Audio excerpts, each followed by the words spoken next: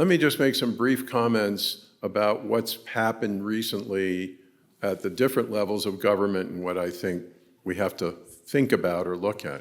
First of all, at the federal level, enough's been written now about why what happened. But one of the advantages, a few advantages of being as old as I am, is you have some perspective. And I would remind you of two other similar times, different reasons. First, 1972, Richard Nixon and the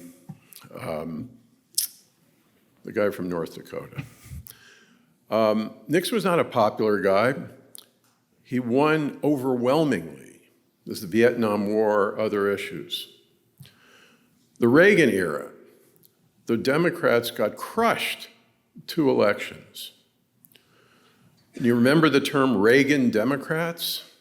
Maybe that'll sound familiar these days. So all I would say is, kind of been to this movie before. Different reasons, different time, different constituencies. Let's see what happens. Second thing I would say generally is I started my career, believe it or not, in the mid-'70s in Philadelphia City Hall when an ex-police commissioner named Frank Rizzo was mayor.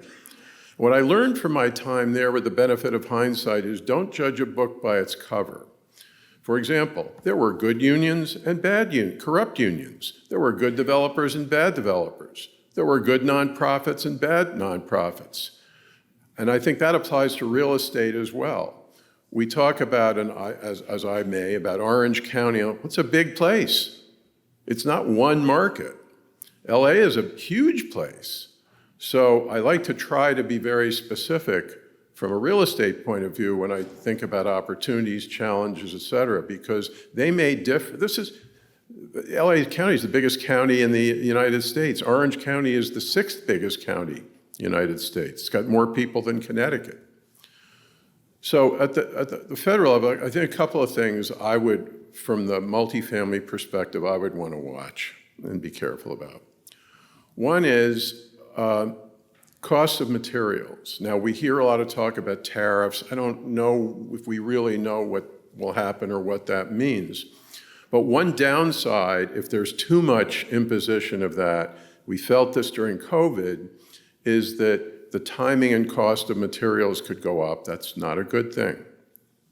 Other thing that we will certainly watch a lot is the Fed, because for whatever reason, there actually is some inflationary pressure still or whatever, and interest rates don't go down, that's going to be a continuous challenge. You've heard from previous panelists. We all think that there's, stock market's up, everything's good. Well, let's see. I don't even look at this stuff every day because it changes so much. So that's another thing to watch. At the federal level, could there be federal help? I think Robin gave a good explanation of the likelihood of anything happening or not happening. The only thing I can say, we're a little bit unusual as a developer because we're very active in both affordable housing and high-end market rate multifamily. Gives us some perspective on both. At the federal level, yes, a boost to the low-income housing tax credit program, which has been on the docket for several years now, would be great. And it is true that it's had bipartisan support. And it's also true it would have to come in a tax bill. The problem is it's nobody back there's priority. So it tends to get lost in the shuffle. And the other thing I would say for those who are interested in that, you really need some Republican sponsors on that. And there are some who are interested. Maria Cantwell of Washington has been the lead sponsor. You need, especially now, I think there's a decent chance that House, Senate, presidency are all Republican. Need some Republican sponsors there, and it's possible, but I wouldn't take that to the bank. Beyond that, they're really, irrespective of who the president is, we haven't looked to Washington for support beyond the tax credit program for many, many years. So I don't think that's going to change. Now we look to the state. So Prop 5 lost, wasn't really that close. We were an active supporter and funder of that. What would that even do? And herein was problem one. Most people didn't even know what it was. And if you read the ballot measure, all you really saw was property taxes could go up, unless you were in the affordable housing industry. And the proponents raised a mere $13 million. That doesn't do very much in California, unfortunately, so the message didn't really get out. There were two bond measures that did pass ahead of it. Now you get to Prop 5, it's like, oh my God, what are we doing here? What would that have done? It would have allowed the approval rate for housing and infrastructure bonds to go from 67%, which is a tall order in most places, to 55%.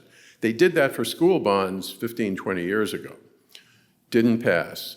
Bigger issue in the Bay Area where there were big plans for counties to do it.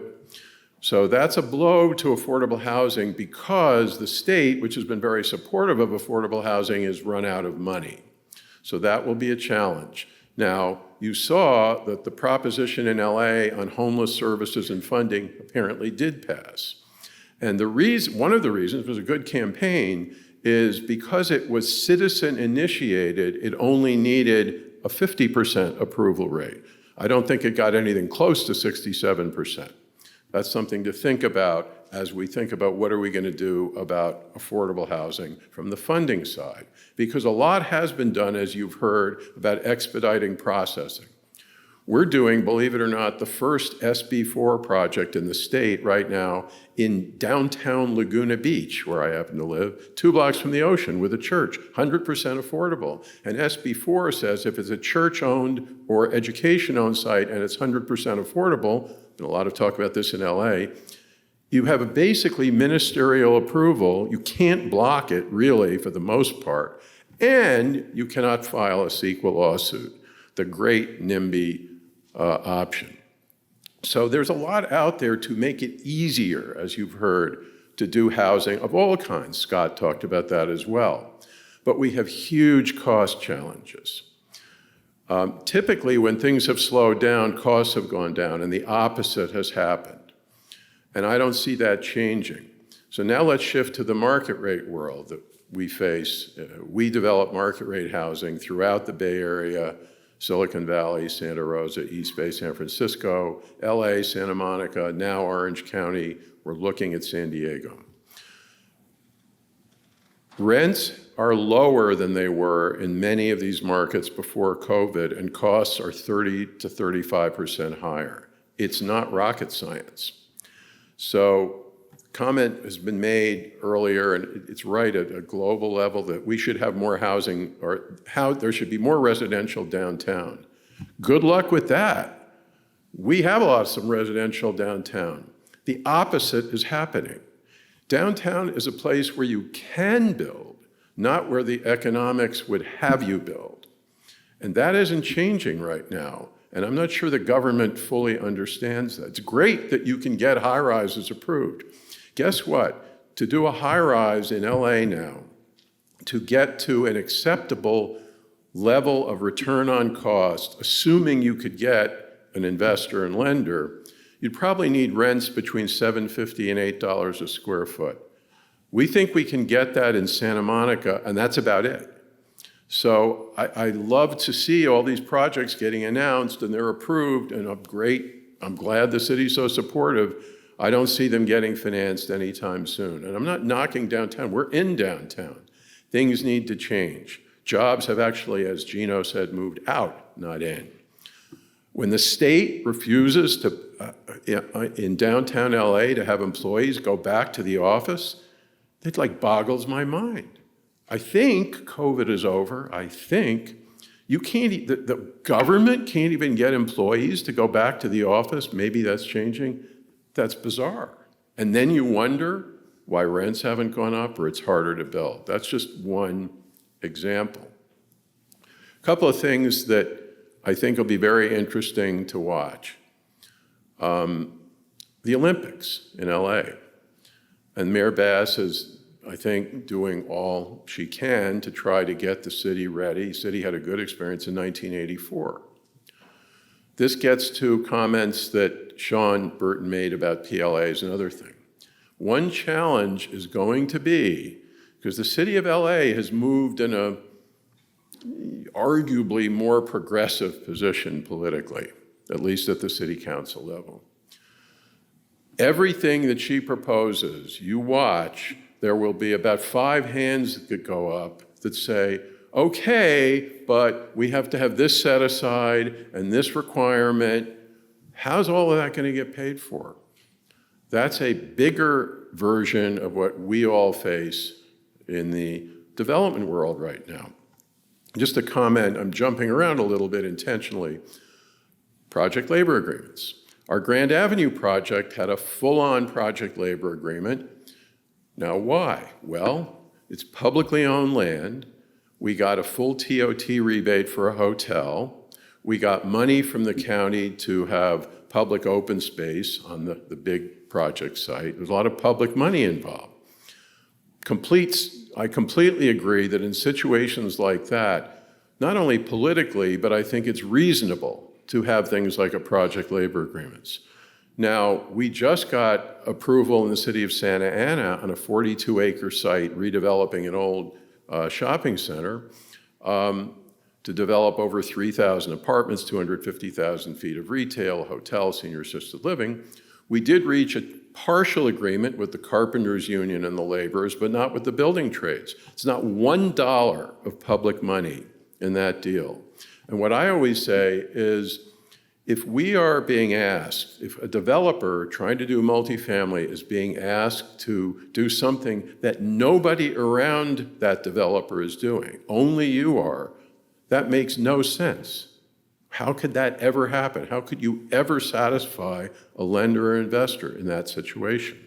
If that's the rule of the day, in San Francisco, most things are built union. Whether you like it or not, that's what your competition is doing. But if there's no public money in a deal, please explain to me why we should have to do what others don't have to do, just because it's big. Where I would differ with Sean Little is just because it's big. Big is sometimes harder and more complicated. So something to watch, because, as you get into more ambitious projects, they get more, not less complicated.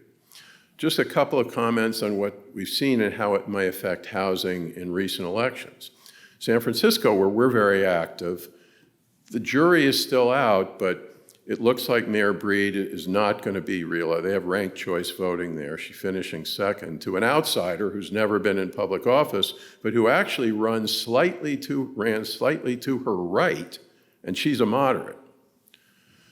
The Board of Supervisors in San Francisco, because it's a city and a county, so it's a Board of Supervisors, arguably the most progressive county board in the state, is moving rightward, including a couple of races, they haven't been announced yet, that I thought there's no way the progressive incumbent can lose, no way, and right now they're losing. So Oakland, the mayor and the district attorney, just like District Attorney Gascon here, in those cases, both were recalled with 65% of the vote. So certainly in the Bay Area, perhaps a little less so in LA, not just on issues of crime, which is driving the Gascon vote, things are moving more to the center. Now, these things go up and down. I don't think anybody should assume, oh, well, that means for the next 10 years, this or that. Things could flip the other way too, but that's just what's going on now. That means a little more support for housing at all income levels, not just affordable. I think a continued support to make it a little easier to build. Those are all good things, as you heard earlier. The cost problems remain. I don't have a magic bullet for that. And another thing that I think we face more on the market rate side is investors and lenders who tend to act sheep-like. If one does something, then the others do. I don't want to say they've redlined California. They were close to literally redlining San Francisco. I think interest rates have driven part of it, but political considerations or perceptions of politics drive them. Prop 33, it's really remarkable to me. I don't need to say any more. It was already commented on. You can't defend doing something like Prop 34, just singling out one person, but I'm glad they did. If Prop 33 were to pass, forget one more stick of market rate housing ever getting built in California. I'm not exaggerating, but it didn't. So let's see what happens. Let me open it up to questions and comments. I could go on because Richard didn't put any guardrails on me, as he should have. Comments, questions, statements. Oh, one last thing I wanted to say. Gino spoke about this. We really believe that the workforce middle income piece is critically important. When you look at the people who are leaving the state, you hear, oh, Elon Musk, yeah, there's a few rich people. You tell me how many friends you know with money are going to leave this weather. I'm sorry. That's not where the big outflow is. It's the middle class and the working class. That's who's leaving. And it's affordability and all of that. So if there were some way, we have some thoughts to build on either Gino summarized it pretty well about what you'd have to do to get that.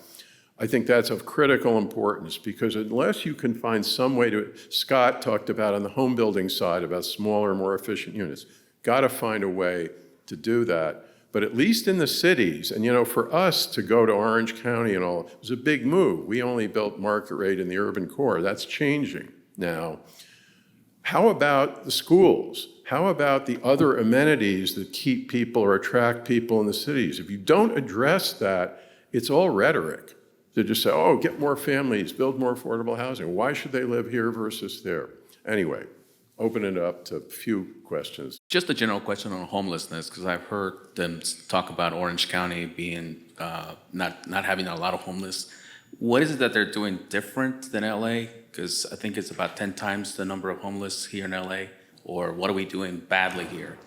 And that's one of the things that push people out of the city. Well, first of all, Orange County does not have a huge homeless problem, but it has more of one than it had. We're building the second of 2 homeless towers now in downtown in the Skid Row with the Weingart Center. We're involved in that world, but just as a fee developer, not a long-term owner. I think it's a combination of things. The big cities out here, combination of weather, political tolerance, if you will, having areas like Skid Row. The suburbs tend not to have areas that are as easy, just politically and other reasons. I wouldn't say anybody's doing such a great job. I don't think anybody has a magic solution. But I will say another thing that people don't seem to want to talk about. In LA, San Francisco is the same thing. The percentage of the homeless population that's African American is 6 times the percentage of the population that is African American.